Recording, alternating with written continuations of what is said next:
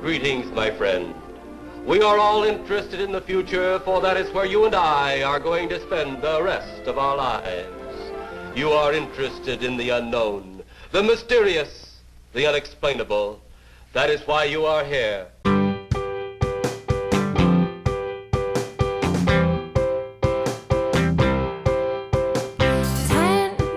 minutes left. Yeah, but there's still some time. It's not the final score. We need more than the numbers we're given. Show us you live and breathe the game. You're more than a name. That's what we came for. We can bring you more than the score. Every story. Let's take this thing off of the field into the real world, away from the numbers,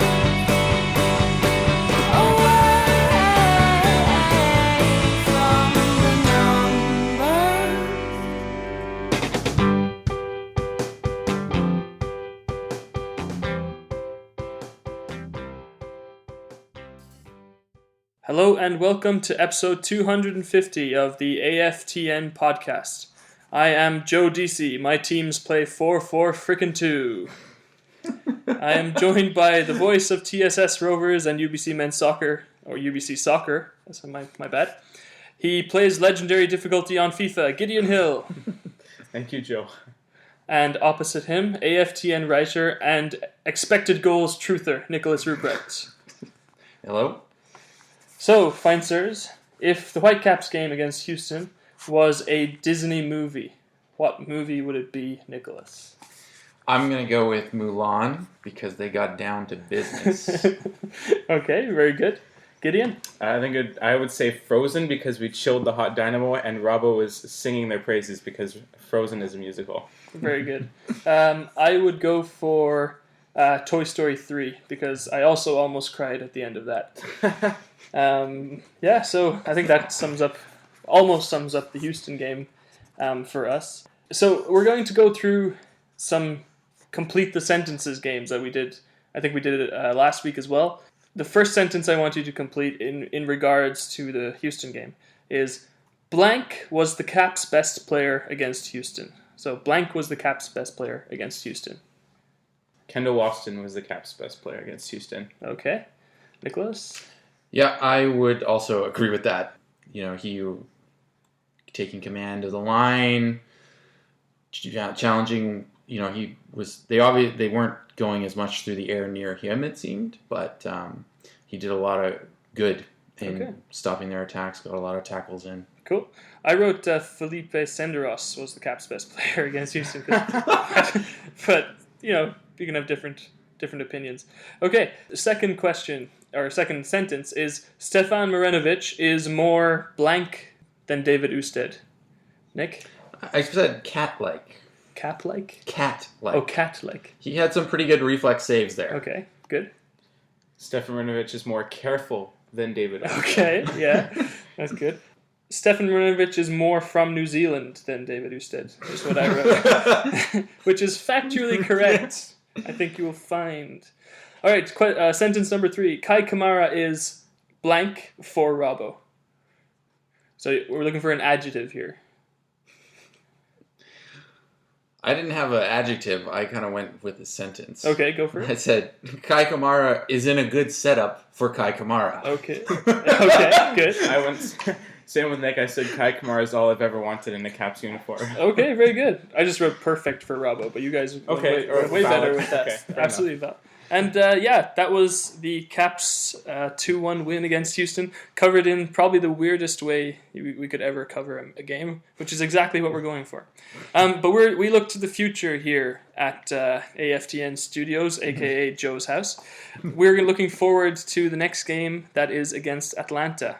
Atlanta lost to Houston on the first day, 4-0. It was the result of the weekend. We talked about that last week because we were previewing Houston. But this past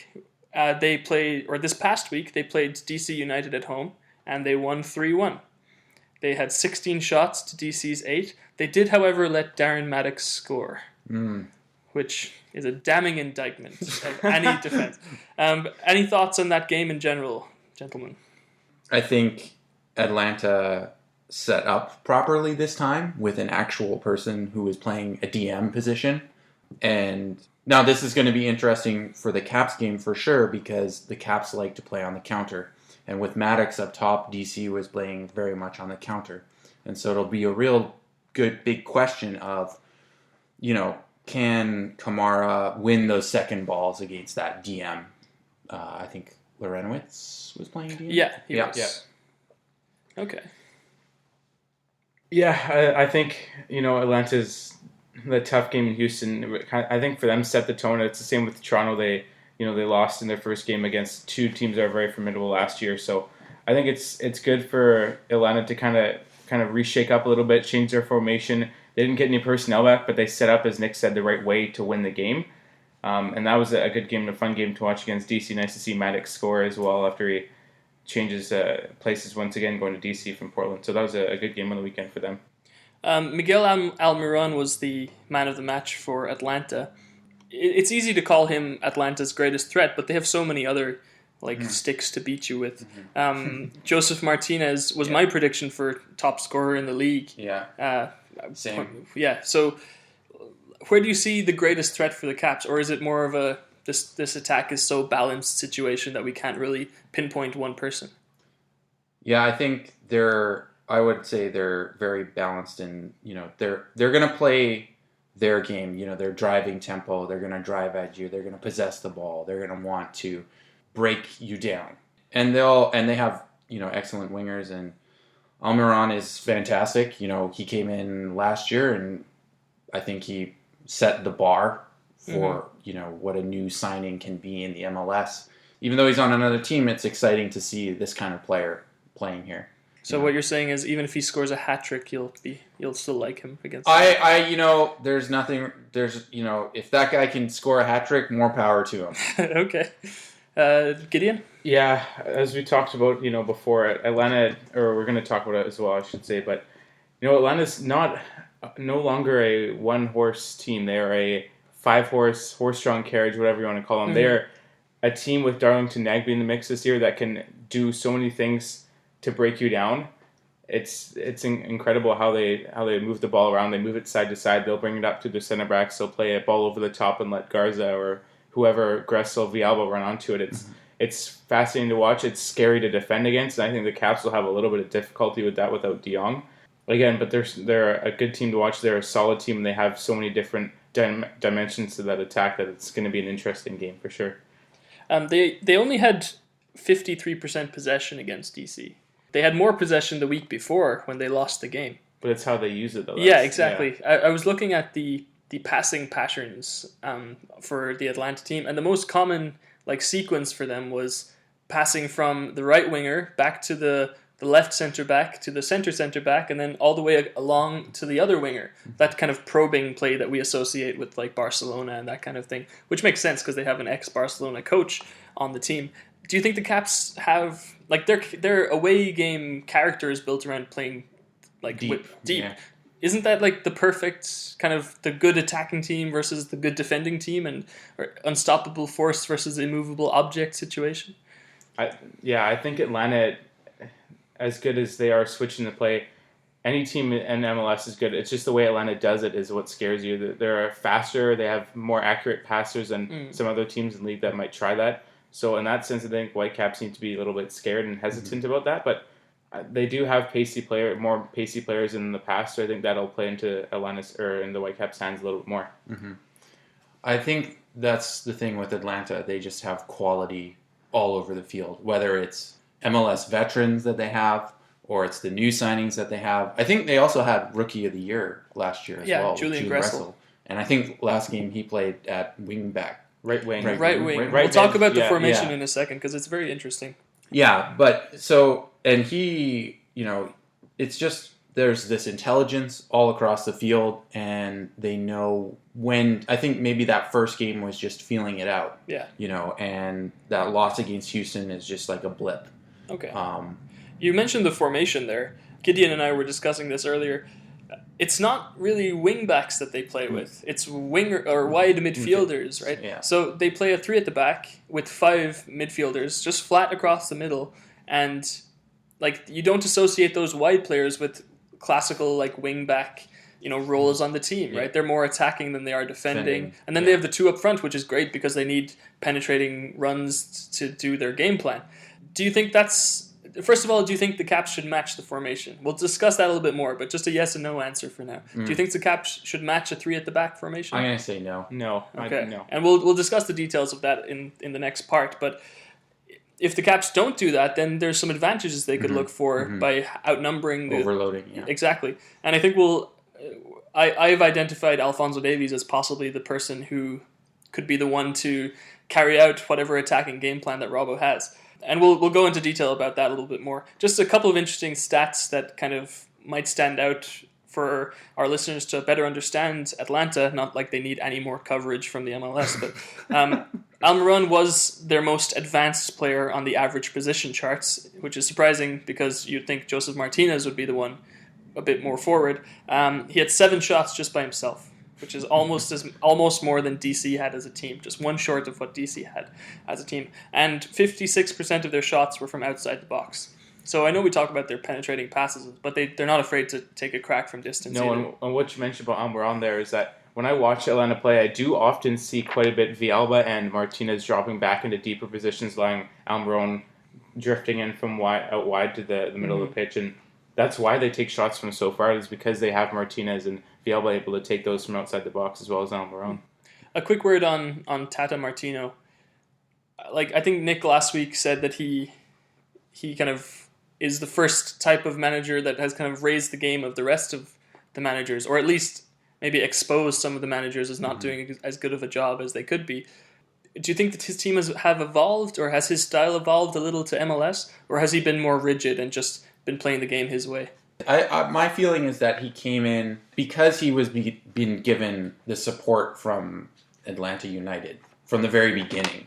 This is the system that we want to implement, and we're willing to work with you to get that system to wherever it is. It didn't seem that their front office was in any way saying, you have to sign this guy or this person because they're available. We're willing to be patient and wait for the people that you think you need, and then we'll go out there and get them. And I think that, you can look at how they've done their off-season acquisitions and things like that, and I think it's a deep systemic thing. Like, this is the way we want to play. Possession-based, front foot, attacking kind of soccer. I don't think he changed or kind of implemented a different style from compared to his days in Argentina and Barcelona, because of the fact he still has that attacking game. He had those players at Barcelona, he had the personnel at Barcelona when he played that style of passing possession play. But the reason he's doing so well is because he has the personnel to do it. In MLS, if you're a different team or you're a team that's been in the game for a while, you might not have that available to you. But the reason he's doing so well is because he has the right players to fit in that formation and that know how to play his certain style of play. Yeah, I agree with all of that. That's why I think Atlanta will probably stick with the formation that worked for them last week, the 3-5-2. I don't see any variation of that. I think the Caps have developed a reputation as a counter-attacking team at this point. So it'll be interesting to see what kind of strategies that Tata conjures just for the Caps, because we do have a good counter-attack, and as we said before, in Kai Kamara we have the perfect person to carry out those counterattacks. Yeah. And also, if they're playing higher up the field on the wings, there's going to be tons of space there. Yeah. Right? Yeah, and we'll discuss that in the next part. But first, it's time for Do You Know Who I Am?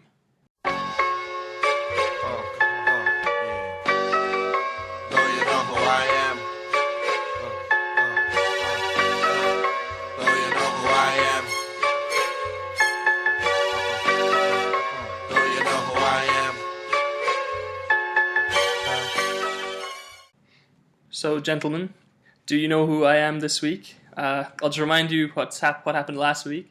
Nick got Lee Win, even though he didn't pronounce the name right.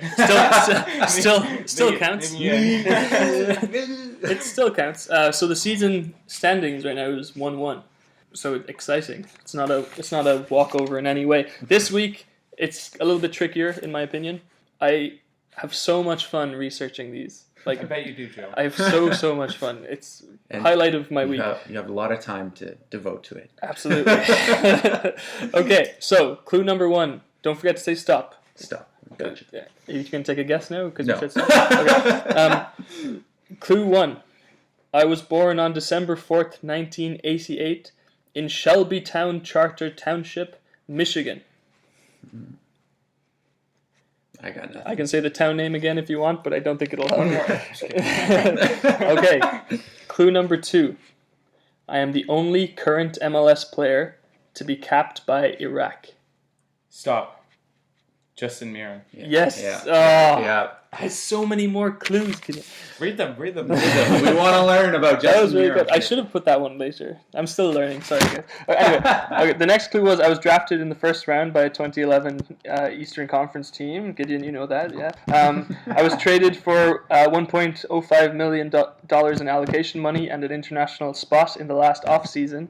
I am listed as a forward. I remember him playing midfield in the playoffs. Yeah, left mid. Yeah, but Yeah. he, like, forward implies winger, doesn't it?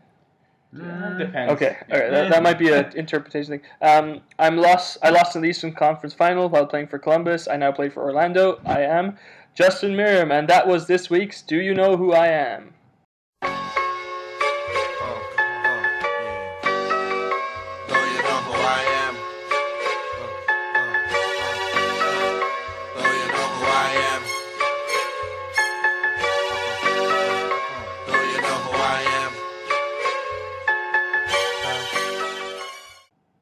Hi, I'm Carl Robinson. You're listening to the AFTN podcast. Congratulations, Gideon. The season standing is now 2-1 to Gideon. Nick, if you don't want to get sacked, I suggest you study a bit. Okay, we're going to spend this third part discussing what everyone really cares about. It's how the Whitecaps are going to approach this Atlanta game. Last season, it was a pretty good game, right? The Whitecaps won 3-2. Yeah. It was very exciting. Yeah. We discussed earlier that we think the Caps should stick with the 4-1-4-1, if that's what we're going to call it. I forget who was covering the game last week. They called it a 4-3-3, but I think it was a 4-1-4-1 myself. What benefits do you see that formation against the Atlanta 3-5-2? Any numerical advantages we can get, or do you think the midfield will be overrun? That's a big deal when dealing with Atlanta.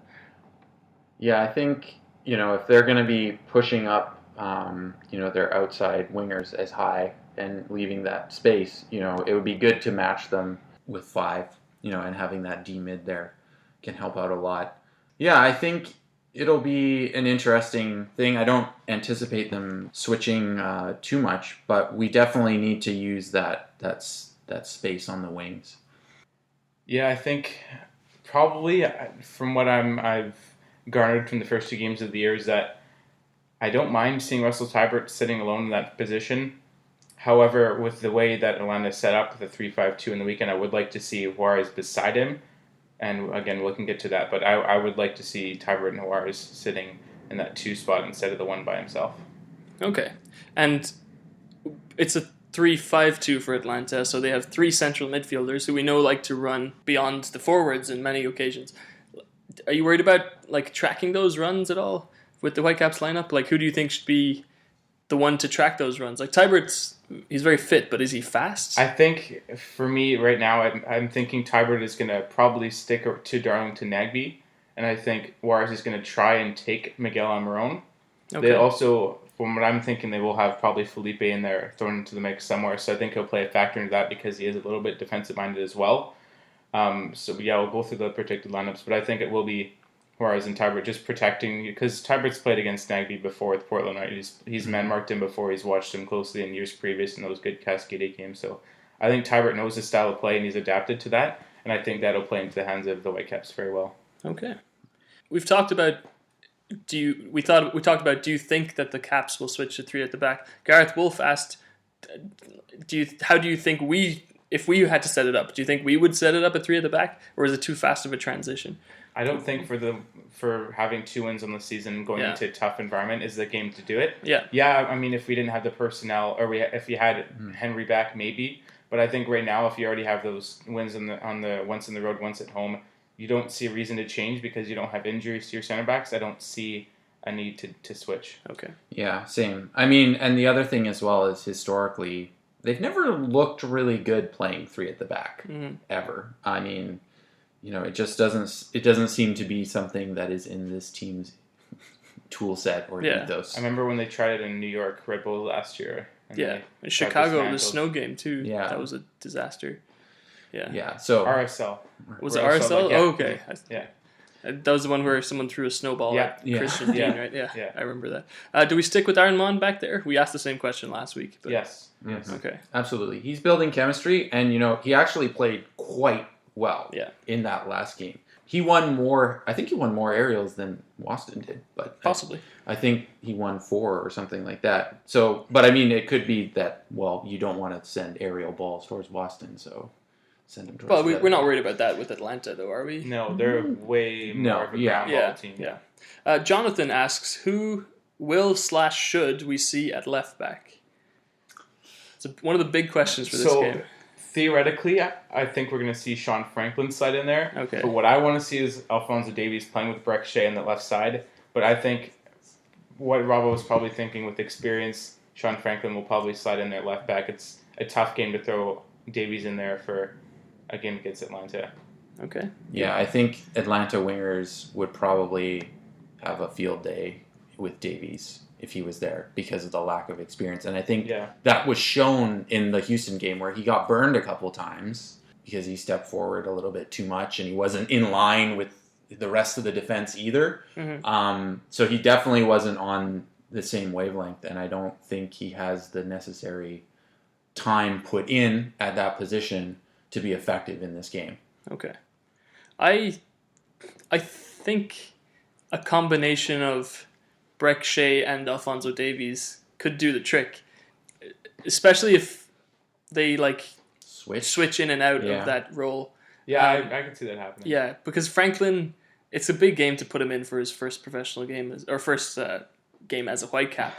It's not his first professional game by far. I don't know. I think I would like to see Davies there because he didn't do anything wrong last week. And there's that side of things as well. But I just think. And Albert Elise is as big a test you can come up against in the MLS, right? Okay, we've talked about the Caps midfield, and we talked about Aaron Mond as well.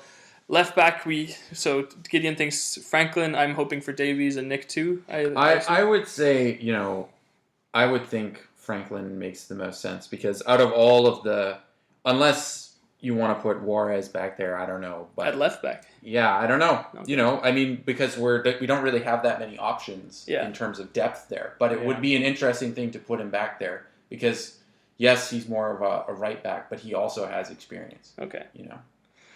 Jay Duke asked, number one, only 2 games in, but who has been the best midfielder for the Whitecaps? For him, it's Russell Teibert.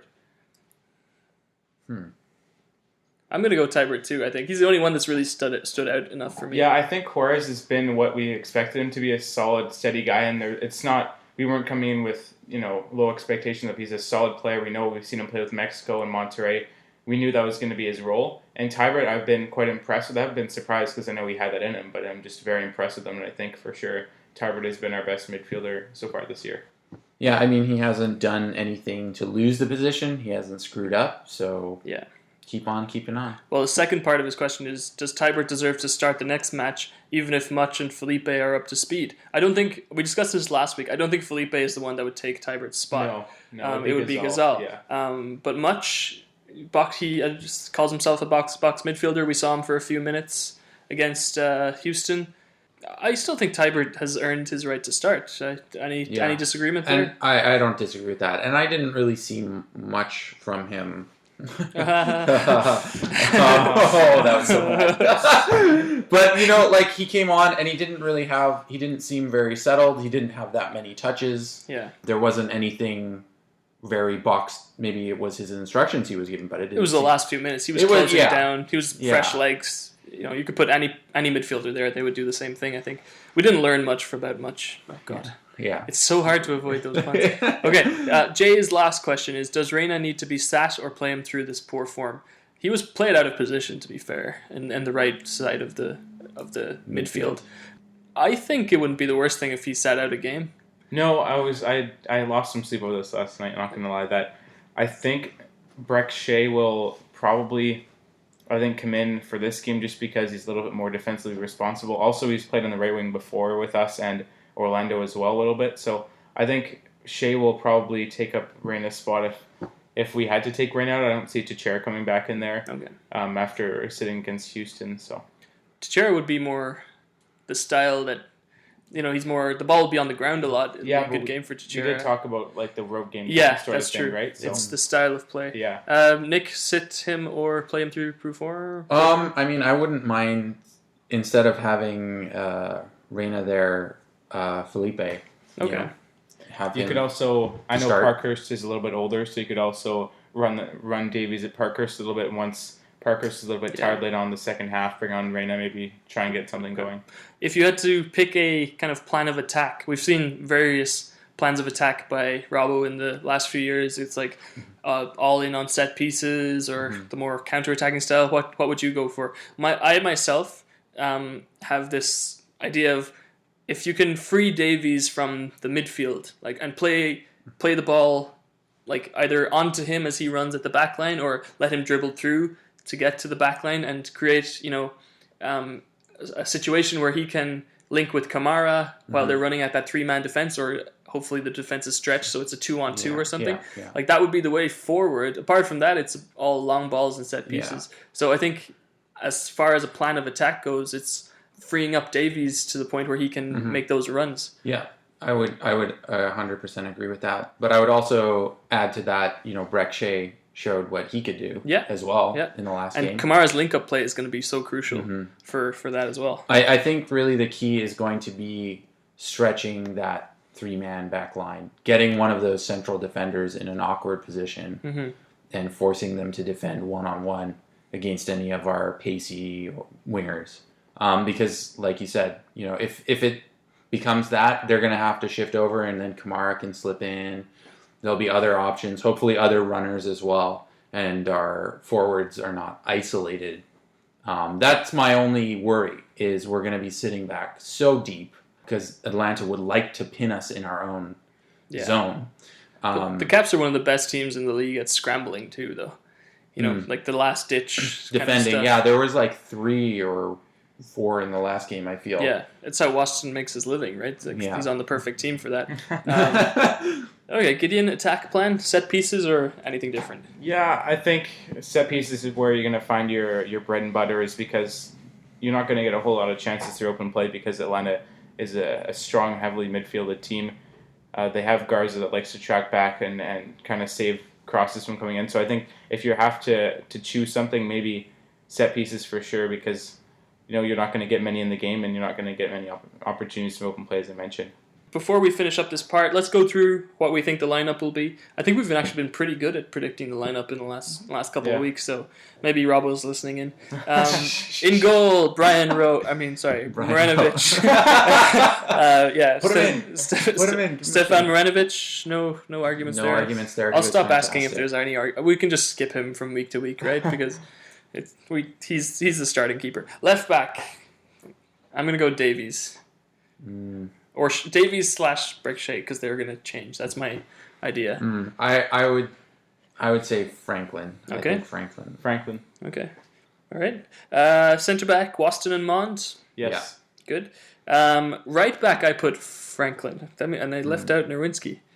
Interesting. Not sure why I did that, but I think it'll be Franklin there. I would put Nerwinski in there. Okay. Yeah. He hasn't done anything. It's a good game for him as well to get at the Atlanta. Yeah, true. Yeah. But he has not been getting forward as much. Is it just the teams that we've been playing? Because I know he had instructions in the first game to stay back against Montreal. And in the second game, he only had 1 cross. I guess it was away at... it was a away game, Houston. and, they're not getting forward as much because, like we've been saying, the Whitecaps have their style. Yeah. They play to there's their no style. second season slump that you guys see for Nowinski yet? No, not yet. Not I think yet. he's played solid left backs on that side that have shut him down, to be honest with you. Yeah. Beasley's an incredible player Yeah. at defending and I didn't appreciate Mark Beasley until I saw him. Like, I know he's a great player historically. Like, I've seen him play for the States and stuff like that. But, like, he's so intelligent with his movement. And, like, the goal that they scored, he kind of freed up Elise to do his thing. I thought it was just some very enjoyable watching. Okay, defensive mid, Tybert. Yeah, Tybert, for sure. Yeah, okay. Left wing, I have Breckshea. Yeah, I would agree with... I could agree with that one. Okay. Yeah. Gideon? Yeah, I think it's where I'm going to say a 4-2, so I'm going to go with Tybert and Juarez. And if Okay. left mid, I'd put Alphonso Davies. Okay. Because you have Franklin behind him. Yes. Okay, let's cover the rest of the midfield then. So you think it's going to be a 2. So in my 4-1-4-1, Juarez is in front of Tybert. Nick, any disagreement? No. Okay. And I think Felipe will be the third in the midfield. Yeah. Whichever way you organize them, if it's 2 back or two forward. I thought he did pretty well last week, actually, Felipe. It takes time to settle, but I think he's looking good. And he looks really good in the uniform. It's good for marketing.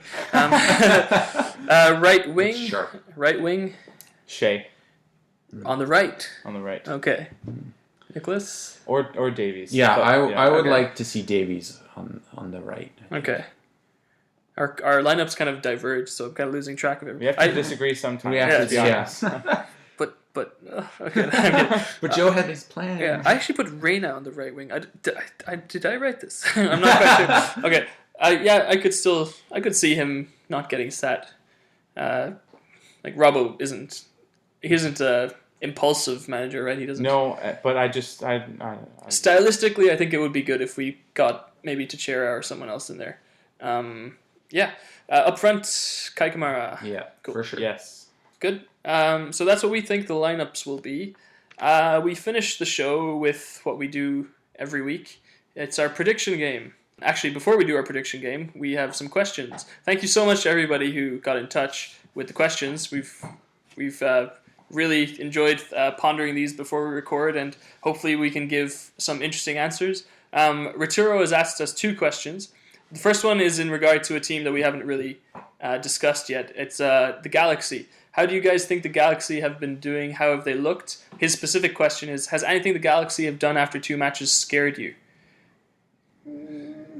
Not really. Not really, right? No.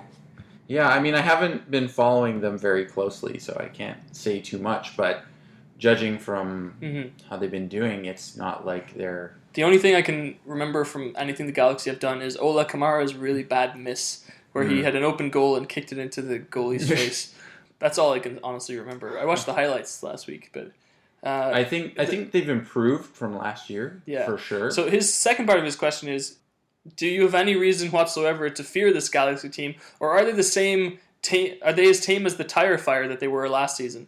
I don't think they're still a Tire Fire, but I don't think they're anywhere close to being that team that the Donovan Whitecaps, level. yeah, of like the team that the Caps always feared and like could never get any points away against. Yeah. That's my take. Anything to add to that, Gideon? Yeah, I think from years past, I only get scared with LA when they thump a team 5 or 4-0 at home, just because that's when you know they're firing all cylinders, they're scoring goals, they're shutting out other teams. I don't think they're convincing yet. I mean, you look at their starting 11, there's a player in every position that you can be generally scared of. Yeah. So I think in that sense, they have improved that they've gotten a full 11 team. They haven't just been top heavy this year. They're more of a defensive and offensive minded team. And I think in that sense, they haven't changed a whole lot. But I mean, their start to the year has been good.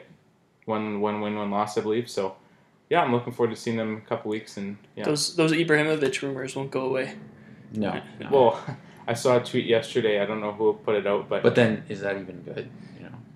I think if Ibrahimovic and Waston ran into each other, it's like the Big Bang. Yeah. So it was. Someone said that since Man U lost, that Ibrahimovic is going to be here in time for next week's game against Vancouver, as a joke, obviously. But I mean, it could happen very well. That's the next home game that the Caps have, and we will preview it next week. The second question that Retiro asked is a Football Manager question, which we're going to have so much fun with. Scenario: you're building a Football Manager squad for a lower league French team. What 2 attributes are must-haves for your midfield? Yeah, Nicholas, take it and run. So one of them that I would think is always overlooked is like, especially in the lower levels, is like mental attributes. You know, you can get a guy that has 13 or 14 vision and he can just be knocking balls around. For those of you who don't know, in Football Manager, attributes are rated out of 20 for some reason. And so 13 vision is like, okay. But in lower league French football, it's pretty much golden, right? It's pretty much golden, yeah. I would say like looking at mental attributes is pretty good. Like I would say vision and first touch, for sure. I like to have midfielders with good first touch. I'm going to go with pace is always good to have. Pace is just cheese, though.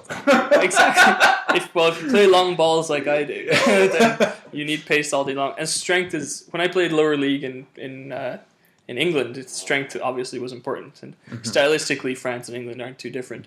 In other news, I won the Champions League today with West Ham. Oh, congratulations, Joe. Thank you Congratulations. very much. You can send your fan mail to, I'll give you my Twitter handle later. Okay, the last part of our prediction show is a feature that we have. It's our prediction game. So let's recap last week. Nick said in the game against Houston, Kamara would have 3 shots. He ended up having 2 shots. Nick came so close with almost every one. Not this one. No, the next one was not very close. Vancouver will concede 5 corners. They actually conceded 15. Yeah, that was not close. And then Marinovic would make 5 saves, was Nick's prediction. He made 6 saves, so you cut it pretty close. Cutting close. Gideon said that Vancouver would have 40 to 50% possession. They did not. I didn't write down what the actual possession number was. He said that Davies would come off before the 80th minute. That might have been true if De Jong didn't go off. So that didn't happen either. He said that Nerwinski would have 3 crosses, and he only had 1 cross.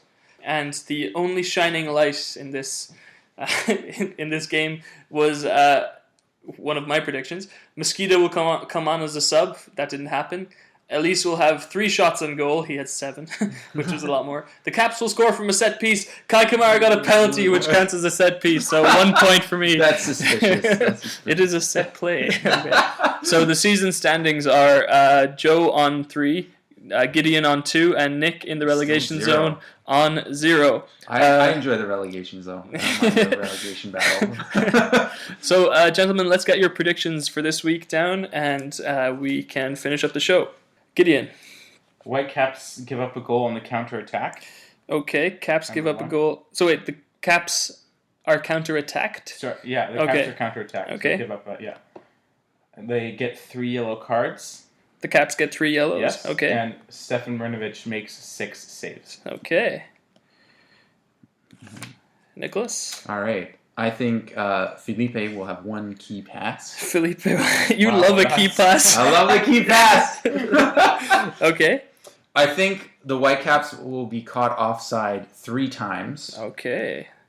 And I believe the Whitecaps will also give away a PK. Oh. I believe that we're a little bit overdue, I think, for giving away a PK. So okay. I think it's coming in this game. Okay, my 3 predictions are no goal for Kai Kamara. Might be a... That's cheesy. That's a cheesy one. I didn't realize how bad that was. But he's our leading goal scorer with 2 goals. Yeah. So I think that's a fair assumption. Okay.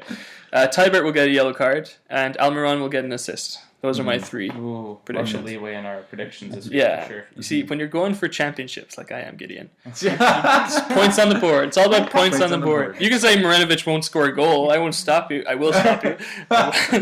Okay, very good. Then he scores a goal. Thank you very much for listening to this week's AFTN podcast, the preview show for Atlanta away. If you have any questions, feel free to get in touch with us. Let's let everybody know where they can find you. Space Age Robot 56. And Twitter. Gideon? At Gideon Hill 18 on Twitter. And you can find me at Joe DC Van. Thank you very much for listening, and enjoy the game. When you're listening in some far-flung corner of the globe to the World Service of a Saturday afternoon, crackly reception, interference, cosy, marvellous. Somehow comforting, isn't it? You know, legendary names, fathers and sons on the terraces, cheesy peas at half-time, pint for dad, mum's at home making the tea. Oh, everything's all right with the world, isn't it? Saturday afternoon is football. Hmm?